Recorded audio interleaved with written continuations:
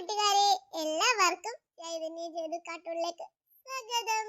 കൂട്ടുകാരെ, നമ്മളിപ്പോ കണ്ടിട്ട് ഏകദേശം ഒരു മാസത്തോട് അടുപ്പിച്ചായല്ലേ.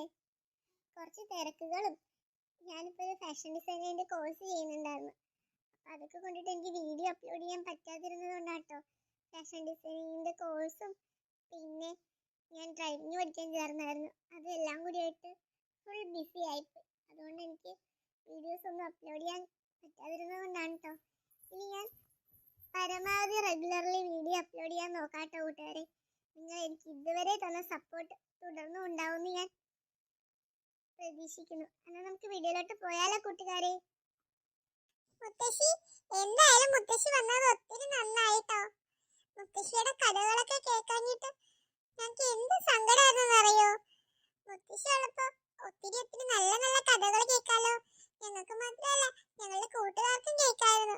പക്ഷെ ഇപ്പൊ മുത്തശ്ശി ഇങ്ങോട്ട് വരാതെയായിട്ട് കുറെ ആയില്ലേ, അതുകൊണ്ട് കഥകളൊന്നും കേൾക്കാൻ പറ്റുന്നില്ലായിരുന്നു. മുത്തശ്ശി ഞങ്ങൾക്ക് വേണ്ടി ഒരു നല്ല കഥ പറഞ്ഞു തരാമോ? അതിനെന്താ, മുത്തശ്ശിയുടെ കുഞ്ഞു മക്കൾക്ക് എല്ലാവർക്കും വേണ്ടി മുത്തശ്ശി ഒത്തിരി പുതിയ കഥകളൊക്കെ വായിച്ച് പഠിച്ചിട്ടുണ്ട്. അതൊക്കെ മുത്തശ്ശി ഓരോരോ ദിവസങ്ങളായിട്ട് മുത്തശ്ശിയുടെ കുഞ്ഞുമക്കൾക്ക് പറഞ്ഞു തരാം കേട്ടോ. കഥകള് മാത്രം പോരാ, മുത്തശ്ശി പാട്ടും പാടി തന്നെ. പാട്ടൊന്നും പാടാൻ മുത്തശ്ശിക്ക് അറിയില്ലെന്ന് നിങ്ങൾക്ക് അറിയാലോ. മുത്തശ്ശി നല്ല നല്ല കഥകൾ പറഞ്ഞു തരാം. മുത്തശ്ശി ഇന്ന് പണ്ട് നടന്ന ഒരു കഥ പറയാം. ഈ കഥ നടക്കുന്നത് അങ്ങ് ദൂരെ ആഫ്രിക്കയിലാണ് കേട്ടോ. ഈ കഥയുടെ പേര് അത്യാഗ്രഹിയായ അനാൻസി എന്നാണ് കേട്ടോ. ആഫ്രിക്കയിലെ ഒരു കടൽ തീര ഗ്രാമത്തിൽ അനാൻസി എന്നൊരു ബാലനുണ്ടായിരുന്നു. ശരിക്കും അനാൻസി എന്നാണോ പേര്, അതോ ബാലൻ എന്നാണോ? ബാലൻ എന്ന പേരല്ല, ബാലൻ എന്ന് പറഞ്ഞ കൊച്ചുകുട്ടി നിനക്കറിയില്ലേ, അതാണ്. അവന്റെ ശരിക്കുള്ള പേര് അനാൻസി തന്നെയായിരുന്നു കേട്ടോ. അവൻ വളരുന്ന കാലത്ത് ആ നാട്ടിലൊരു വലിയ ക്ഷാമമുണ്ടായി. കുടിക്കാൻ വെള്ളമോ കഴിക്കാൻ ഭക്ഷണമോ ഒന്നുമില്ല. ജനങ്ങളാകെ ക്ഷീണിച്ചു വലഞ്ഞു. അനാൻസിയും അവൻ്റെ സഹോദരന്മാരും ആഹാരമില്ലാതെ അവശരായി. എവിടുന്നെങ്കിലും അല്പം ആഹാരം കിട്ടുമായിരുന്നെങ്കിൽ എന്ന് അവൻ കരഞ്ഞുകൊണ്ട് പ്രാർത്ഥിച്ചു. ഇനിയും പട്ടിണി കിടന്നാൽ താൻ തീർച്ചയായും ചത്തുപോകും, അനാൻസി കരഞ്ഞുകൊണ്ട് പറഞ്ഞു. വീട്ടിൽ ചുരുണ്ടുകൂടിയാൽ മതിയായിരുന്നു. അവൻ എന്തെങ്കിലും തിന്നാൻ കിട്ടുമോ എന്ന് നോക്കി കടപ്പുറത്തേക്ക് നടന്നു. വളരെ നേരം അവിടെ കാത്തിരുന്നു. ഒന്നും കണ്ടില്ല. ഒരു മീനും തീരത്തേക്ക് നീന്തി വരുന്നില്ലല്ലോ. അവൻ വളരെ സങ്കടത്തോടുകൂടി ആലോചിച്ചു കൊണ്ടിരുന്നു. അങ്ങനെ അനാൻസി കരയിലിരുന്ന് കണ്ണുനീരൊഴുക്കി കണ്ണു തുടച്ചുകൊണ്ട് കടലിലേക്ക് നോക്കിയപ്പോൾ കടലിൽ അല്പം അകലെയായി അവനൊരു പച്ചത്തുരുത്ത് കാണാൻ കഴിഞ്ഞു. അതെന്താണ്? അവിടെ തീർച്ചയായും എന്തെങ്കിലും കഴിക്കാൻ കിട്ടുമെന്ന് തോന്നുന്നു, അനാൻസി ചിന്തിച്ചു. പിന്നൊട്ടും താമസിച്ചില്ല. കടപ്പുറത്തിരുന്ന ഒരു ചെറിയ തോണി കടലിലിറക്കി അനാൻസി ആ പച്ചത്തുരുത്ത് ലക്ഷ്യമാക്കി തുഴഞ്ഞുപോയി.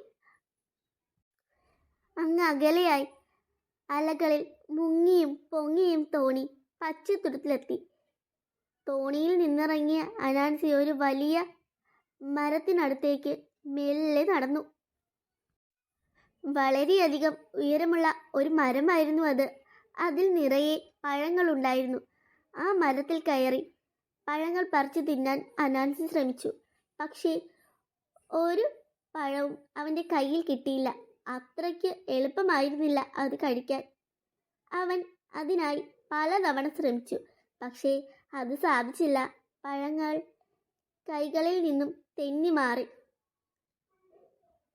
തന്നെ കളിയാക്കുന്നതായി അനാൻസിക്ക് തോന്നി.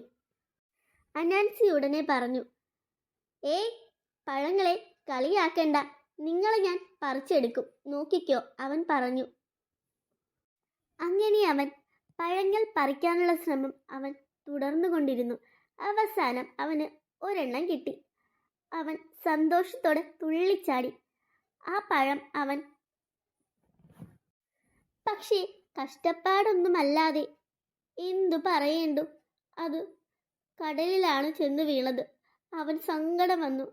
എങ്കിലും ഇഷ്ടം പോലെ പഴങ്ങൾ ആ മരത്തിൽ ഇനിയും ഉണ്ടായിരുന്നു. അവൻ ആശ്വസിച്ചു. പക്ഷേ രണ്ടാമത്തെ പഴവും കടലിലാണ് വീണുപോയത്. മൂന്നാമത്തേതും നാലാമത്തേതും അഞ്ചാമത്തേതും ആറാമത്തേതും അങ്ങനെ തന്നെ സംഭവിച്ചു. ഏഴാമത്തെ പ്രാവശ്യം പഴം കടലിൽ വീണപ്പോൾ ആ നാൻസി കരഞ്ഞുപോയി. അവൻ ആ പഴങ്ങളുടെ പുറകെ കുറേ ദൂരം ചെന്നു.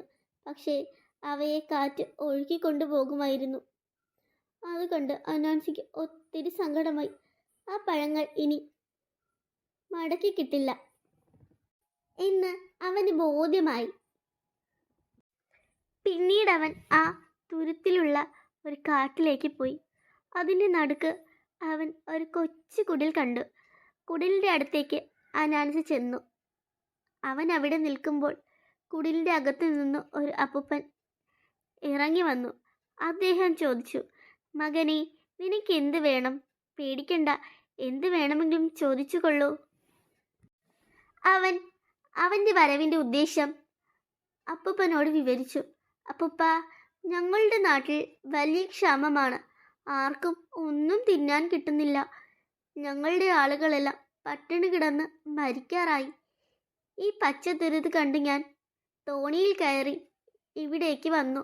ആ വലിയ മരത്തിൽ കുറേ പഴങ്ങൾ കണ്ടു. അത് പറിച്ചു. പക്ഷേ അവയൊക്കെ കടലിൽ വീണുപോയി. അത്രയും പറഞ്ഞപ്പോഴേക്കും അവൻ കരഞ്ഞുപോയി. അപ്പൂപ്പൻ അനാൻസിയെ കെട്ടിപ്പിടിച്ചു. കരയാതെ മോനെ, നിനക്ക് വേണ്ടത് ഞാൻ തരാം. അത് ആ പഴങ്ങളെക്കാളും മികച്ചതായിരിക്കും. അതും പറഞ്ഞ് അദ്ദേഹം കുടിലിനകത്തേക്ക് കയറി ഒരു കൊച്ചു കുടവുമായി തിരികെ വന്നു. അപ്പൂപ്പൻ പറഞ്ഞു തുടങ്ങി, ഇതൊരു മാന്ത്രിക കലമാണ്. ഇത് കൊണ്ടുപോയി അമ്മയെ ഏൽപ്പിക്കുക. നിനക്കും നിന്റെ കുടുംബത്തിനും ഇനി പട്ടിണി കിടക്കേണ്ടി വരില്ല. ആഹാരം വേണ്ട സമയത്ത് കലത്തോട് ഇങ്ങനെ പറയുക, കലമേ കലമേ, കുഞ്ഞിക്കലമേ, അപ്പൂപ്പന് നീ ചെയ്തതുപോലെ ദയവായി ചെയ്യുക ഞങ്ങൾക്കും. അനാൻസി അത് കേട്ട് വേഗം ആ വരികൾ കാണാതെ പഠിച്ചു. എന്നിട്ട് ആ കലം കയ്യിലാക്കി. അപ്പൂപ്പന് നന്ദി പറഞ്ഞ് അനാൻസി കലവുമായി വേഗം തോണിയിലേക്ക് മടങ്ങി. തൻ്റെ തോണിയിൽ കയറി ഉടനെ അവൻ ഇപ്രകാരം പറഞ്ഞു, കലമേ കലമേ, കുഞ്ഞിക്കലമേ, അപ്പൂപ്പന് നീ ചെയ്തതുപോലെ ദയവായി ചെയ്യുക ഞങ്ങൾക്കും. കലം പെട്ടെന്ന് തന്നെ അവന് ഒന്നാന്തരം ഒരു സദ്യ നൽകി. അനാൻസി ആർത്തിയോടെ അത് മുഴുവൻ അകത്താക്കി. അവൻ്റെ ക്ഷീണം മാറി. അതോടെ അവൻ പെട്ടെന്ന് തന്നെ തുഴഞ്ഞു അവൻ്റെ നാട്ടിലെത്തി. എന്നിട്ട് ആരും കാണാതെ കലവുമായി ഒളിച്ച് വീട്ടിലെത്തി. അപ്പൂപ്പൻ പറഞ്ഞതുപോലെ അവൻ കലം അമ്മയെ ഏൽപ്പിച്ചില്ല. ഇത് അപ്പൂപ്പൻ എനിക്ക് വേണ്ടി തന്ന കലമാണ്. അപ്പോഴിത് എൻ്റെ മാത്രം കലമാണ്. ഞാനിത് സൂക്ഷിച്ചു വെക്കും. എനിക്ക് ആഹാരം വേണ്ടപ്പോൾ മാത്രമേ ഞാനിതെടുക്കൂ. അവൻ തീരുമാനിച്ചു. ആരും കാണാത്തൊരിടത്ത് അവൻ ആ കലം ഒളിപ്പിച്ചു വെച്ചു. ആരും അടുത്തെങ്ങുമില്ലാത്ത സമയത്ത് അവൻ കലത്തോട് ആവശ്യമറിഞ്ഞ് കലം നൽകുന്ന ആഹാരം സന്തോഷത്തോടെ കഴിച്ചു. അങ്ങനെ ദിവസങ്ങൾ കടന്നുപോയി. അവൻ്റെ അമ്മയും സഹോദരങ്ങളും ആഹാരം തേടി പുറത്തിറങ്ങുമ്പോൾ അവൻ പറയും, എനിക്ക് നല്ല സുഖമില്ല, എനിക്ക് നടക്കാൻ വയ്യ, ഞാൻ ഇന്നു വരുന്നില്ല. അവർ പോയെന്നുറപ്പ് വരുത്തി കഴിഞ്ഞാൽ അവൻ കലത്തോട് പറഞ്ഞ് ഉഗ്രൻ സദ്യ അകത്താക്കും. അനാൻസിയുടെ സഹോദരന്മാർ ഓരോ ദിവസം കഴിയുന്തോറും മെലിഞ്ഞു വന്നു. അനാൻസിയാകട്ടെ ദിവസം ചെല്ലുന്തോറും തടിച്ചു. അങ്ങനെ അനാൻസിയുടെ ഒരു സഹോദരന് അനാൻസിയുടെ തടിയുടെ രഹസ്യം അറിയണമെന്ന് ആഗ്രഹമുണ്ടായി. ഞങ്ങളെല്ലാം പട്ടിണിക്കോളങ്ങളായപ്പോഴും അനാൻസി തടിച്ചു വീർത്തു വരുന്നു. എന്താണിത് കാരണം? അതിൻ്റെ പുറകെ എന്തോ രഹസ്യമുണ്ട്. അത് കണ്ടുപിടിക്കണം. അനിയൻ തീരുമാനിച്ചു. പിറ്റേന്ന് അമ്മയോടൊപ്പം അവൻ പുറത്തേക്ക് പോയില്ല. അനാൻസി അറിയാതെ വീട്ടിനകത്ത് ഒളിച്ചിരുന്നു. എല്ലാവരും പുറത്തു പോയെന്ന് ഉറപ്പ് വരുത്തി അനാൻസി കലത്തോട് ഇങ്ങനെ പറയാൻ തുടങ്ങി, കലമേ കലമേ, കുഞ്ഞിക്കലമേ, അപ്പൂപ്പന് നീ ചെയ്തതുപോലെ ദയവായി ഞങ്ങൾക്കും ചെയ്യൂ.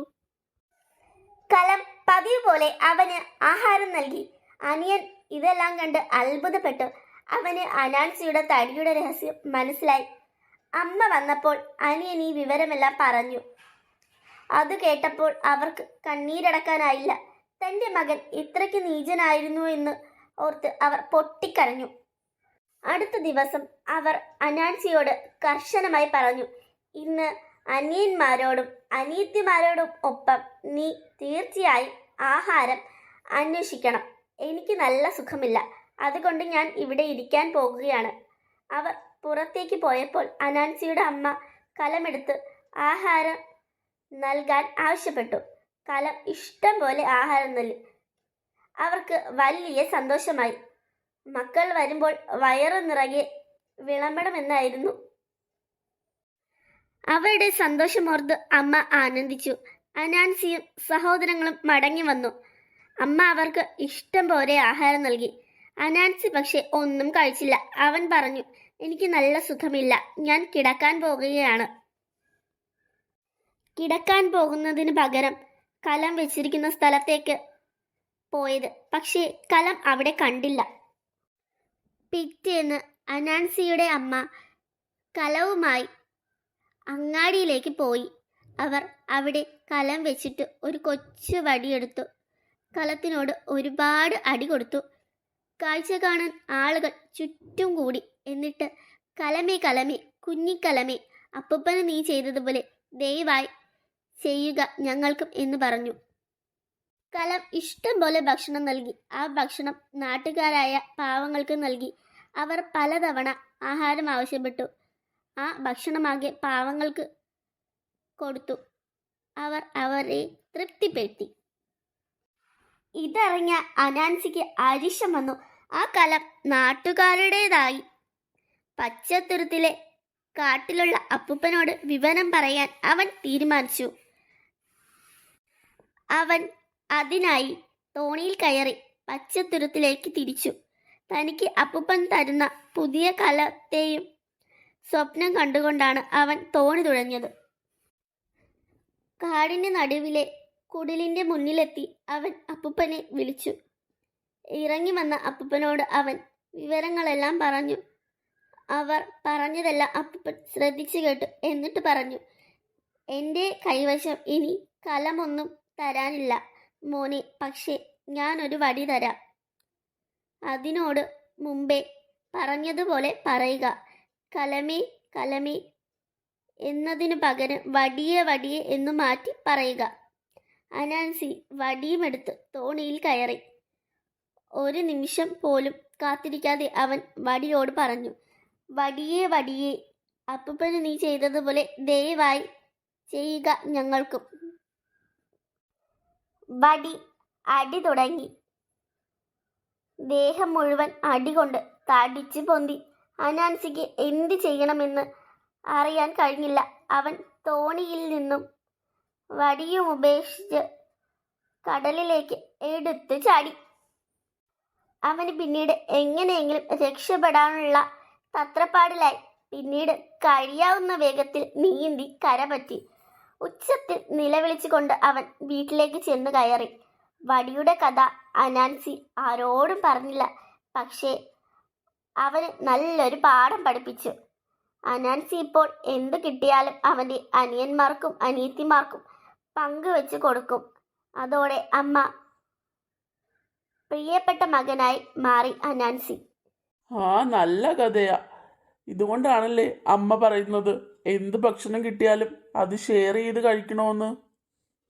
അത് ശരിയാ, അമ്മ എപ്പോഴും പറയുമായിരുന്നു എന്ത് കിട്ടിയാലും ഷെയർ ചെയ്യണോന്ന്.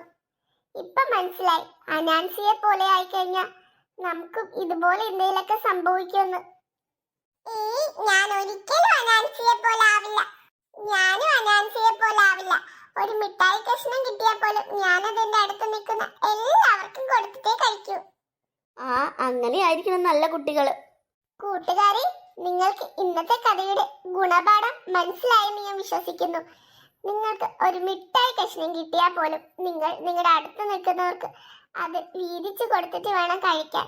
അങ്ങനെ കൊടുക്കുമ്പോൾ നിങ്ങളുടെ മനസ്സിലും അവരുടെ മനസ്സിലും കിട്ടുന്ന ഒരു സന്തോഷം അതൊന്ന് വേറെ തന്നെയാണ്. ഒറ്റയ്ക്ക് കഴിക്കുമ്പോൾ നമുക്ക് ആ ഒരു സുഖം കിട്ടില്ല. അതുകൊണ്ട് നിങ്ങൾക്ക് എന്ത് കിട്ടിയാലും നിങ്ങളത് ഷെയർ ചെയ്ത് വേണം കിട്ടാൻ കഴിക്കാൻ. അപ്പൊ നിങ്ങൾക്ക് ഇന്നത്തെ കഥ ഇഷ്ടപ്പെട്ടെന്ന് വിചാരിക്കുന്നു. കഥ ഇഷ്ടപ്പെട്ട ലൈക്ക് ചെയ്യാനും ഷെയർ ചെയ്യാനും സബ്സ്ക്രൈബ് ചെയ്യാനും മറക്കല്ലേ. Thank you. Tata bye love you ഉമ്മ. കൂട്ടുകാരെ, അതുപോലെ തന്നെ നിങ്ങൾക്ക് പേര് പറയണമെന്നുണ്ടെങ്കിൽ കമന്റ് ചെയ്തേക്കോട്ടോ. ഞാൻ ഇന്ന് റെഗുലർലി ഷോർട്ട് വീഡിയോ അപ്ലോഡ് ചെയ്യാൻ കേട്ടോ പേര് പറയുന്നതിന്റെ. ടാറ്റ ബൈ ഉമ്മ.